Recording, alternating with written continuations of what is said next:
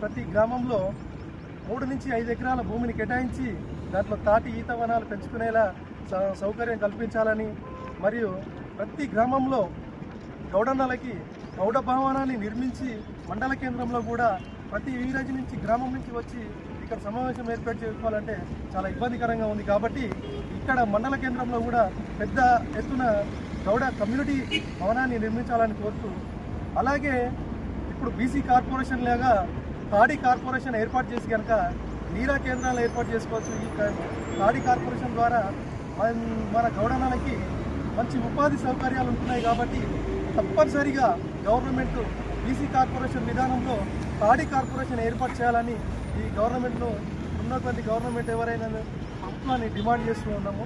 అదేవిధంగా వచ్చేసి నీరా కేంద్రం జిల్లాకు ఒకటి కాకుండా మండలానికి ఒక నీరా కేంద్రాన్ని ఏర్పాటు చేయాల్సిందిగా కోరుతూ, జై గౌడన్న, జై గౌడన్న, జై గౌడన్న, జై గౌడన్న, జై గౌడన్న.